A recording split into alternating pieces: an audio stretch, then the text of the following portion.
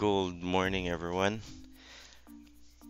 This video is about the Darwin X Zero na program. So I recently passed the Darwin X Zero calibration. Tapos after the calibration, diretso na yun 76 yung rating natin sa calibration. And yeah, I received the allocation ngayon April 1. So ano ba yung Darwin X Zero? Tingnan muna natin yung website nila. This is the website. So you can find the link below or just visit Darwin X Zero. Pwede nyong ano yan. So basically yung Darwin X Zero parang ano lang siya, parang you you you trade with their virtual account and then bibigay sila ng allocation once na ma-reach mo yung certain percentage or certain rating na gusto nila. Walang target profit unlike the prop firms. This system walang target profit. Dito mag ano ka lang yung track record mo imo-monitor nila. Okay? And then here you will build your track record and then makikita doon. Parang signal provider ka dito. Makikita mo yung iba't ibang traders din. Kita mo yung account nila publicly. So ito yung ano parang flow. You start with the calibration. So I guess 20 days ata yan, nakalimutan ko na. 20 days, 20 trading days. Okay, or 20 trades din yon. Pagkatapos nun, ng calibration, lalabas yung Darwin mo. Tapos, yon it's either kung 60 plus lang yung rating mo, you trade pa rin hanggang ma-reach mo yung rating na 75. Kasi sa 75 may guaranteed allocation ka na 30,000 euro. Okay? So here, tingnan natin yung sa akin. Ito. Okay. So iba yung system nito compared to the prop firms. Prop firms have profit targets, stop drawdown limits, mga ganon. Dito, wala kang profit target, wala kang drawdown limit. You just trade the way you trade and manage risk. And then may engine risk. Ano kasi itong Darwin X, magko-compute siya kung ano yung magiging performance, no? And then based on the trades you make and the risk rewards you take, may rating ka and eventually yung rating mo, yun yung babasihan if you are uh, eligible for an allocation. So yung allocation ibibigay sa mga traders na makaka-acquire ng 75 rating. So ito ngayon, this is April 1. So yung April na rating natin is 69. Okay? So last month naka 76 tayo. Ito yung last month. Ito. Best historic position. Nung last month, nasa 796 tayo. Then the rating was 76. Kaya nabigyan tayo ng allocation. So here's the allocation ngayon. So 30,000. So wala pang isang buwan yon. Okay, I started this account February 23. Naka-receive ko yung Aeon creation nung ito. Ito yung timeline. So created the account February 23. Natapos yung calibration March 16. So, nung March 16, ito yung rating ko, 76.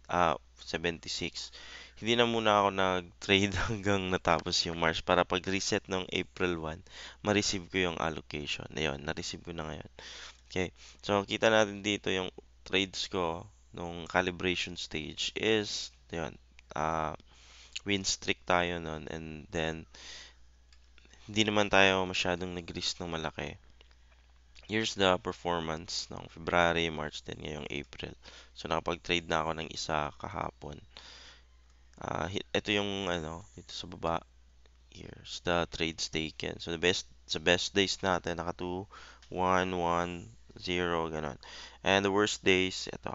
So, kahit na, hindi, yung sa calibration stage, I only gained 2% ata yun. 1 mahigit, 1% mahigit. But the risk reward na tinitake ko is, ano kasi, 1:2. Sometimes 1 to 1.5, ganun. Pinaka low na yung 1:1.5, ganun. Wala akong 1:1. So, I think doon ka mananalo pag malaki yung risk reward mo, and then you can have kahit ilang ano lang, kahit ilang days lang na profit, then your rating will go up kasi kinakalibrate nila yung the way or the system na ginagamit mo. Okay, so makita naman natin dito yung quote 104.98. So yung quote na to, it starts with 100. So pag sinabing 104 na your gain 4.98, ito yung gain mo 4.98%. So that's pagka below 100 ka, so meaning in drawdown ka nun. So ito yung yung return ko since inception 4.9. I don't know bakit naging 4.98 siya. Kasi may nakalagay kasi dito yung risk. Parang masyado akong conservative kaya yung risk ko times 2 nung ito Darwin risk pala ito. Times 2.38, meaning of all the Darwins or yung lahat ng traders, yung tinitake kong risk is much lower. Kaya much higher yung risk ni Darwin sa akin.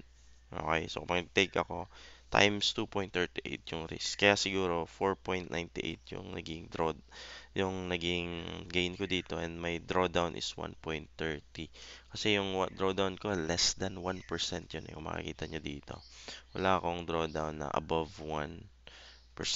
So, iyon. Ang kagandahan lang dito is you can be allocated every month na for 2 or 3 months. Kasi pag example na kapag 75 naman ako April. So at sa May 1, bibigyan naman ako ng bagong allocation nun, 'di ba? So magiging 60,000 allocation nun. Pero the catch, meron din tayo ditong catch, no. Every month you will pay 38 euros para sa subscription. Subscription for this system, yung track record mo. Kasi publicly available, pwede mo 'to ipakita. This is a trusted na parang journal na public. So, every month magbabayad ka ng 38 euros. But you can opt to pay dun sa magiging profit share mo. And the profit share will be 15% of your total gains dito sa allocation mo. Okay? So dito meron ka din investors capital. Wala pa tayong nakukuhang investor kasi mababa naman yung ranking natin sa And yeah, bago lang tayo. So bago pa lang tayo dito sa Darwin X. Okay. So ito yung allocation ko ngayon, 30,000 euro. Investors wala pa. Hopefully, if we rank higher, so ngayong April, then we can have investors. Ito yung stats ng natin, trades. So, annualize the max drawdown. Okay. So, you can search naman yung dito. Ito lang yung gamitin nyo, yung OEUN. That's my code. So, you can search it. Pagpunta mo sa Darwin X 0 or sa Darwin, i-search mo to. Then, yan, mag-a-appear to siya. It's publicly available yung na to, yung journal natin dito. Okay? So, I hope na may nakuha kayo dito kahit konti. Um, yeah, the system I follow is yun lang, yung system natin, the Ginfrix system. If you haven't joined the Ginfrix community, pwede kayo pumunta dun sa Discord. We have Discord channel, and napaka-simple, 1 to 2 trades a day, ganun lang. Hindi naman ako malaking risk taker. I am more on the performance side. Mas gusto ko yung sustainability kaya pumasok ako dito sa Darwin. So if you are aiming for quick returns, big returns, I think Darwin is not for you. But if you are going for the long term or yung slowly but surely ka lang, then I think Darwin is for you. And please do note, kailangan mo ng trusted na trading system before going in this kind of uh, ano na kwan sa trading kasi lulugi ka dun sa $38 per month kung you're just testing your strategy out. Pagka meron ka ng solid na strategy, you can use the Darwin. Yun, recommend ko na si Darwin sa inyo. But if not, so kung nag-aaral ka pa lang mag-trade, hindi naman demo, mag-cent account ka na lang para medyo malaki-laki yung figures na makikita mo dun sa account mo. Okay, I guess that's all for this Darwin. So, check out my Darwin here. Ito yung OE yun. So, check mo na lang dyan yung ibang details ng trading ko. So, have a nice day, everyone. Gold morning and have a profitable day.